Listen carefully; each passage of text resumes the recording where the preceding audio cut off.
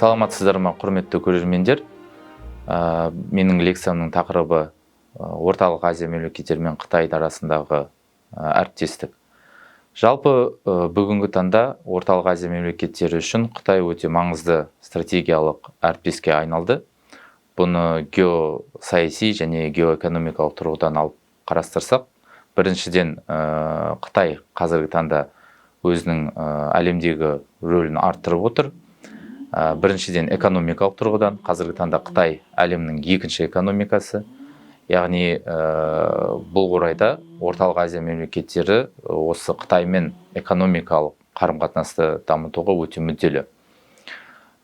Соңғы 2023 жылғы деректерге келетін болсақ, Қытайдың осы Орталық Азия мемлекеттерімен сауда айналымы 90 миллиардқа жуықтады. Яғни 22 жылмен салыстырғанда 27%-ға өсті. Яғни аймақ үшін Қытай ең басты сауда әріптесі. Сонымен қатар Қытай ірі инвесторлардың бірі біздің аймақтағы. Біз білетіндей бір белдеу бір жол жобасы аясында Қытайдан келетін инвестициялар саны артып келе жатыр. Инфрақұрылым бойынша, басқа да мысалы өнеркәсіп саласында, ауыл шаруашылығы саласында инвестициялардың артуын біз байқап отырмыз. Яғни бізге Қытаймен қарым-қатынас өте пайдалы. Екіншіден, Қытай үшін де Орталық Азия мемлекеттері қызығушылық тудыртады. Біріншіден, біз білетінімізде Қытай энергоресурстарға тәуелді. Яғни біздің Орталық Азия аймағы энергоресурстарға бай болғаннан кейін біз осы Қытайға өзіміздің шығарып жатқан өнімдерімізді сатуға мүдделіміз. Және тек қана энергоресурстар емес, жалпы шикізат, металл, басқа да өнімдер дегендей. Сонымен қатар Қытай өте үлкен ірі тағам ауыл шаруашылық өнімдерін импорттаушы болып табылады. Және бұл орайда да осы Орталық Азия мемлекеттері үшін, оның ішінде Қазақстан үшін үлкен мүмкіндіктер бар. Яғни Қытайдың нарығы өте үлкен, 1,5 миллиард халық. Және біз осы орайда осыны пайдаланып, өзіміздің өнімдерімізді Қытай нарығына сатуға мүмкіндігіміз бар. Сонымен қатар Орталық Азия аймағы жалпы географиялық тұрғыдан біз теңізге шығатын жолымыз жоқ. Яғни біз әртүрлі тараптармен байланыстарды орнатуға мүдделіміз, және Қытай осы транспорттық дәліз ретінде бізге өзінің көмегін тигізе алады. Яғни Қытай арқылы біз әлемдік нарықтарға шыға аламыз. Бұл орайда екі жақты келісімдер бар, яғни Қытайдың аумағын пайдаланып, Қытайдағы порттарды пайдаланып, осы Қазақстан болсын, басқа мемлекеттер өзінің тауарларын әлемдік нарыққа шығаруға келісім жасап отыр. Геосаяси тұрғыдан алып қарайтын болсақ, соңғы кездері Қытай әлемдегі болып жатқан оқиғалар, жанжалдар болсын, басқа да мәселелерге көбірек араласып отыр. Яғни Қытайдың артып отқан рөлі осыдан кеңінен байқалады. Мысалы айтатын болсақ, Иран мен Сауд Арабия арасындағы жанжалда Қытай осы екі мемлекетті татуластыруда үлкен рөл ойнады. Сонымен қатар таяу шығыстағы басқа да жағдайлар бойынша және мысалы Украинадағы жағдайға бойынша Қытайдың рөлін артып келе жатқанын көріп отырмыз. Яғни Қытаймен байланыс бұл бізге өте қажет. Қытай өзінің мысалы әлемдегі рөлін арттырып келе жатқаннан кейін осы біздің аймақтағы жағдайларға да әсерін тигізеді. Сонымен қатар Орталық Азия мен Қытай арасындағы қарым-қатынастарды алып қарайтын болсақ, біз көптеген ұйымдарға мүшеміз. Ол Шанхай ынтымақтастық ұйымы болсын, басқа да ұйымдар болсын, яғни екі жақты қарым-қатынас одан әрі тереңірек дамып келе жатыр. Қытай біздің аймақтағы осы тұрақтылықты сақтауда басты ойыншылардың бірі деп айтуға болады.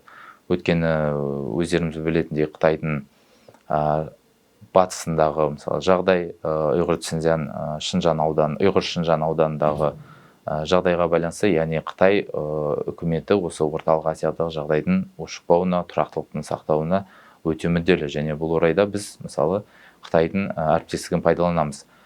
Жалпы осы Қазақстан мемлекетін алатын болсақ, басқа да Орталық Азия мемлекеттерін алып қарайтын болсақ, сыртқы саясатта біз көп векторлы, яғни сыртқы саясатты баланс сақтау мәселесін көздейміз.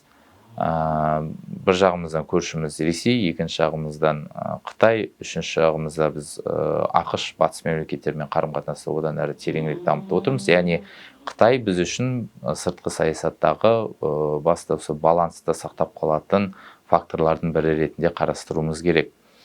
Соңғы жылдары екі жақты кездесулер өте көп өтіп жатыр. Қытай басшылығының осы орталық Азияға сапары, немесе орталық Азия басшыларының Қытайға сапары және жаңа форматтағы кездесулер, яғни 5 мемлекет басшыларының орталық Азия мемлекеттерінің осы Қытай басшысымен кездесіп, яғни қарым-қатынас одан әрі тереңірек дамуда. Сонымен қатар қоғамдар, яғни азаматтар арасындағы қарым-қатынасты одан әрі тереңірек дамуда. Мысалы, Қазақстан мен Қытай мемлекеті арасындағы визасыз режим енгізілді. Яғни бұл екі жақты осы азаматтар арасындағы, қоғамдар арасындағы қарым-қатынасты дамуына өзінің септігін тигізеді. Яғни біріншіден бұл мысалы туризм мәселесі, бизнесмендердің екі жаққа бір-біріне келуіне жол ашылады. Яғни білім саласындағы, мәдениет саласындағы байланыстар одан әрі тереңірек дамып келе жатыр.